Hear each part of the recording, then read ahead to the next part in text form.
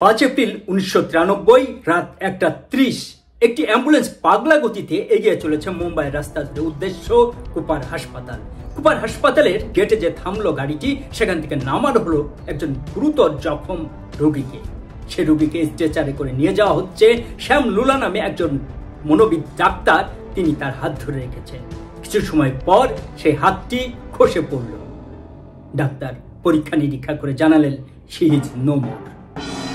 কে তিনি, কে এই রোগী, আর কি তার পরিচয়?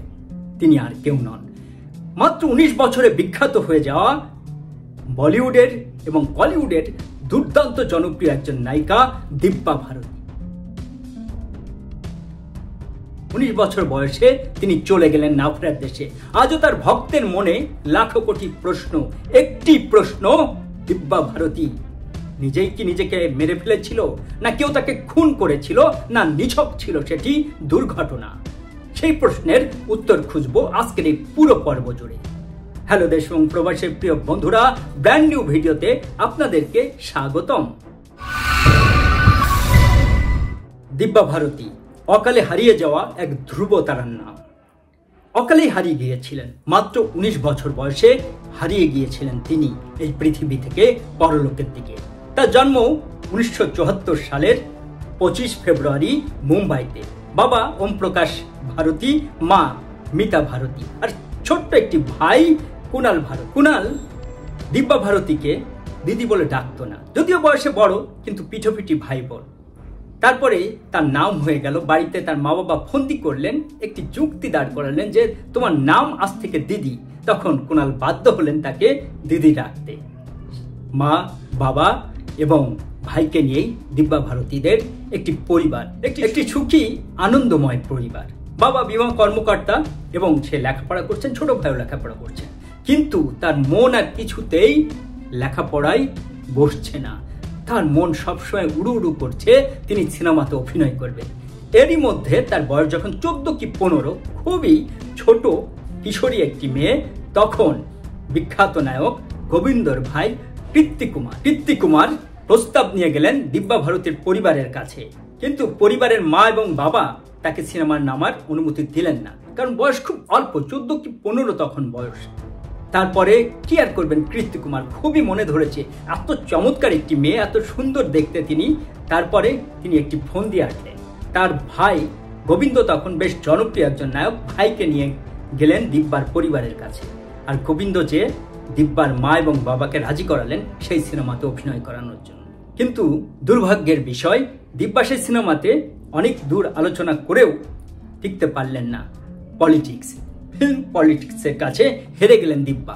কিন্তু যার জন্মই হয়েছে অভিনয় করার জন্য, তিনি তো থেমে থাকার মানুষ নন। তিনি সুযোগ খুঁজছিলেন কোন সিনেমাতে অভিনয় করবেন।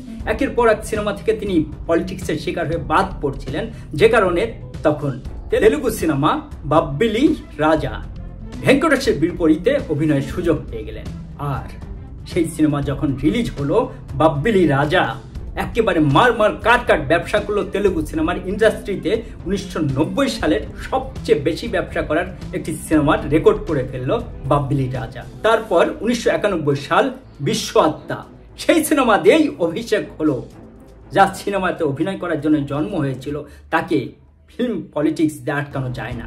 বিশ্ব আত্মা মুক্তি পেল এবং সেই সিনেমাটি খুব ভালো ব্যবসা করতে পারলো না। ছানি দেওয়াল ছিল এই দিব্যা ভারতীর সঙ্গে, কিন্তু একটি গান দারুণ জনপ্রিয় হয়ে গেল, নীল সাগর পার হয়ে এসেছি যে তোমার কাছে। এটি আমাদের বাংলাদেশের নায়ক সালমান শাহর একটি সিনেমাতে স্বপ্নের নায়কে কিন্তু ব্যবহার করা হয়েছিল বাংলায়। সেই হিন্দি ভার্সনে দিব্যা ভারতী অভিনয় করে সবার নজরে পড়ে গেলেন। 1992 একের পর এক সিনেমাতে চুক্তিবদ্ধ হতে থাকলেন দিব্যা।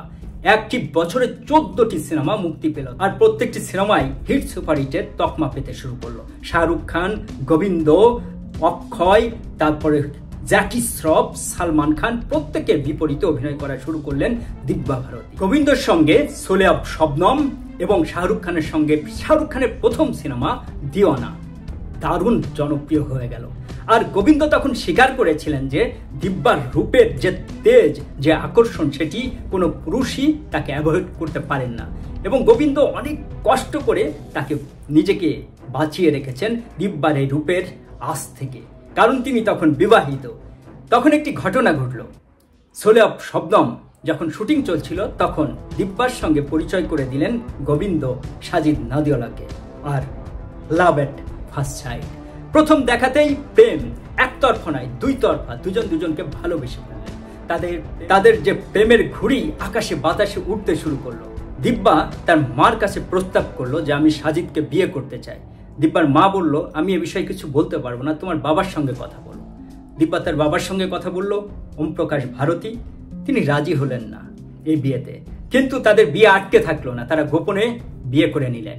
10ই মে 1992 সাল গোপনে বিয়ে করলেন। এর মধ্যে তাদের বিয়েটি যাতে প্রচার না পায় সেই ব্যবস্থা, কাছের কিছু মানুষ সেই বিয়ে সম্পর্কে জানতে পেরেছিল। অধিকাংশ বলিউডের লোকই জানতো না যে তারা বিয়ে করেছেন, কারণ তখন বিয়ে মানেই একজন নায়িকার বিয়ে হয়ে গেছে মানে তার থেকে দর্শক হয়তো চোখ ফিরিয়ে নেবে, তার সিনেমা আর দেখবে না, এটি তখনকার ভাবনা ছিল। এখনো সেই ভাবনা আছে, আপনারা জানেন সেই ঘটনা। গোপন রাখলো সাজিদ এবং দিব্যা ভারতী তাদের বিয়ের কথা। কিন্তু এবং একদিন দিব্যা তার পরিবারকে জানিয়ে দিল যে আমি সাজিদকে বিয়ে করেছি, এবং তুলসী অ্যাপার্টমেন্টে তারা একটি ফ্ল্যাট ভাড়া করে সেখানে থাকতে শুরু করলো। তাদের জীবন চলতে শুরু করলো এবং দিব্যা একই সঙ্গে সংসারও করছেন এবং সিনেমাও করছেন। সিনেমাও তার এগিয়ে চলেছে, একের পর এক সব সিনেমাতে তিনি সাইন করে চলেছেন এবং তার রূপের এবং অভিনয়ের গুণে তিনি একের পর এক সব হিট সিনেমা উপহার দিচ্ছেন। তিনি আরও একটি বছর পেরিয়ে গেল। 1993 5ই এপ্রিল সেদিন দিব্যা একটি নতুন ফ্ল্যাটের খোঁজে তার পরিবার নিয়ে গিয়েছিল পানহিল এলাকায়। মুম্বাইয়ের খুব অভিজাত এলাকা পানহিল এলাকায় একটি ফ্ল্যাট দেখে এসেছিল এবং সেটি পছন্দ হয়েছিল। 5ই এপ্রিল তার বাড়িতে একটি ছোট পার্টির আয়োজন করলো দিব্যা। সাজিদ সেদিন ছিল, কিন্তু কোনো এক কারণে সাজিদ বাড়ি থেকে বের হয়ে যায়। দিব্যার তুলসী অ্যাপার্টমেন্টের ফ্ল্যাটে সেদিন পার্টি চলছে। সেই পার্টিতে উপস্থিত ছিল মাত্র 4 জন মানুষ। এক নিতালুল্লাহ, তার স্বামী শ্যামনুল্লাহ এবং দিব্যার বাসায় কাজ করত পরিচিকা হিসাবে তিনি হচ্ছেন অমৃতা। এই 4 জন মানুষের উপস্থিতি ছিল সেদিন। একের পর এক মদ্যপান চলছে এবং পার্টি চলছে। কিছুটা আনমনা ছিলেন দিব্যা, স্ন্যাক্স তৈরি করছিলেন চুলাতে অমৃতা। এরই মধ্যে এক ফাঁকে মদ্যপান করতে করতে এই তুলসী অ্যাপার্টমেন্টের জানালার ধারে যে উপস্থিত হন দিব্যা। এর মধ্যে অগোচরে পার্টিতে যে 4 জন উপস্থিত ছিলেন এই ফ্ল্যাটে, এক হচ্ছে শ্যামলুল্লাহ, 2 নিতালুল্লাহ এবং অমৃতা কাজের মেয়েটি। তাদের চোখ ফাঁকি দিয়ে জানালার ধারে যে উপস্থিত হয় দিব্যা, আর প্রচুর পরিমাণ তিনি মদ্যপান করতে থাকেন এবং শ্যামলুল্লাহ এবং নিতালুল্লাহ সে একই কাজ করতে থাকেন। আর এই অমৃতা তাদের জন্য স্ন্যাক্স তৈরি করছিলেন। তাদের অগোচরে অনেক বড় একটি আওয়াজ হয়। তারা ছুটে গেলেন ফ্ল্যাটের জানালার ধারে, যে দেখতে পেলেন একজন মানুষ নিচে পড়ে গেছে। ফ্ল্যাটের 5 তলা থেকে পড়ে গেলেন নিচে দিব্যা। দ্রুত 3 জন ছুটে গেলেন নিচে, যে দেখলেন রক্তাক্ত একটি দেহ নিচে পড়ে আছে ফ্লোরে। তারপর দ্রুত অ্যাম্বুলেন্সে করে নিয়ে যাওয়া হলো কুপার হাসপাতালে। আর সেখানেই ভোর 4টা নাগাদ মৃত্যুবরণ করলেন এই নায়িকা। মাত্র 19 বছরে চলে গেলেন এই বিখ্যাত নায়িকা, যাকে শ্রীদেবী মাধুরী তাদের উত্তরস্বরী ভাবা হতো। এই নায়িকা পরলোকে পাড়ি জমালেন। তার মৃত্যুর এত বছর পরও একটি প্রশ্ন আজও মানুষের মনে ঘুরপাক খায়, দর্শকদের মনে ঘুরপাক খায়। তাকে কি হত্যা করা হয়েছিল, না নিজেকে তিনি মেরে ফেলেছিলেন, নাকি নিছক ছিল সেটি দুর্ঘটনা, পা পিছলে পড়ে গিয়েছিলেন তিনি মাতাল অবস্থায়? সেই প্রশ্নটি ঘুরপাক খেয়েছে অনেক বছর। কেউ বলেছে সাজিদ আন্ডারওয়ার্ল্ডের সঙ্গে তার যোগাযোগ ছিল, বিশেষ করে দাউদ ইব্রাহিমের সঙ্গে তার একটি দারুণ সখ্য ছিল, সেটি জেনে ফেলে দিব্যা ভারতী, যে কারণে সাজিদ খুন করে দিব্যাকে। আবার অনেক বিশ্লেষক এবং দর্শক যারা আছে তারা মনে করেন দিব্যার মায়ের সঙ্গে তখন একটি মান অভিমানের পালা চলছিল, খুব খারাপ সম্পর্ক যাচ্ছিল, যে কারণে মায়ের প্রতি রাগ করেই তিনি নিজেকে মেরে ফেলেছেন।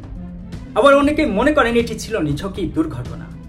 কিন্তু সেদিন মুম্বাই কুপার্স হাসপাতালে কি ঘটেছিল, সেখানে শ্যাম লুল্লার হাত থেকেই তার হাতটি প্রথম খসে পড়ে এবং পুলিশ রিপোর্টস দিয়েছিল যেখানে যে এটি নিছক দুর্ঘটনার কারণে পা পিছলে তিনি নিচে পড়ে গেছেন, তার মাথার খুলি একদম শেষ হয়ে গিয়েছিল, পাঁজর ভেঙে গিয়েছিল, একটি হাত ভেঙে গিয়েছিল।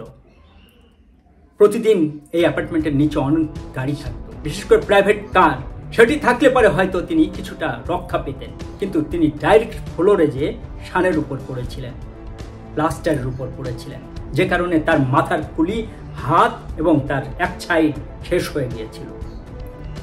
ডাক্তারের রিপোর্টও তাই এসেছিল, এটি নিছক দুর্ঘটনা। দিব্যার মৃত্যুর 1 ঘন্টার মধ্যে যে হাসপাতালে উপস্থিত হয় তার স্বামী সাজিদ, আর সাজিদ সেখানে যেয়ে দেখতে পান তার স্ত্রী মৃত। দেখেই তার একটি মিনি স্ট্রোক হয়ে যায়, তাকে দ্রুত আইসিইউতে স্থানান্তর করা হয়। তার কিছুক্ষণ পর জ্ঞান ফিরলে বারবার দিব্যার নাম করে চিৎকার করছিল, যে কারণে তাকে ঘুমের ওষুধ দিয়ে ঘুম পাড়িয়ে দেওয়া হয়। দিব্যার মা ভোরে যে উপস্থিত হয় সেখানে, আগে থেকে তার ভাই এবং বাবা ছিল সেখানে। দিব্যার বাবা বারবার একটি কথাই বলছিল, ওরা আমার মেয়েকে মেরে ফেললো, কিন্তু দিব্যার মা যখন সেখানে উপস্থিত হলো তখন দিব্যার বাবা এবং ভাই মাকে বলছিল, তুমি আমার বোনকে মেরে ফেলেছো। দিব্যার ভাই বারবার মাকে, একটি পত্রিকাতে তখন প্রকাশ হয়েছিল যে সেদিন নাকি দিব্যাকে আন্ডারওয়ার্ল্ডের কিছু মানুষ গুলি করে মেরে ফেলেছে, সেটিও প্রকাশ পেয়েছে। কিন্তু আসল ঘটনাটি কি, সেটি হচ্ছে প্রশ্ন। সেই প্রশ্নের উত্তর খুঁজলাম আজকে। আপনার কি মনে হচ্ছে প্রিয় দর্শক, সেই উত্তর আপনি কি পেয়েছেন? সাজিদের সঙ্গে আজও দিব্যার পরিবারের খুব ভালো সম্পর্ক, বিশেষ করে তার ভাই সাজিদ যতদিন দিব্যার মা এবং বাবা বেঁচে ছিল তাদের দায়িত্ব নিয়েছে, এবং সাজিদের প্রযোজনা সংস্থা থেকে যতদিন সিনেমা মুক্তি পেয়েছে দিব্যার মৃত্যুর পর 4 বছর টানা তাকে উৎসর্গ করা হয়েছিল। এরপর সাজিদ 2004 সালে একটি বিয়ে করেছেন, তার সন্তানরাও দিব্যাকে বড় মা হিসেবে স্বীকৃতি দিয়েছেন।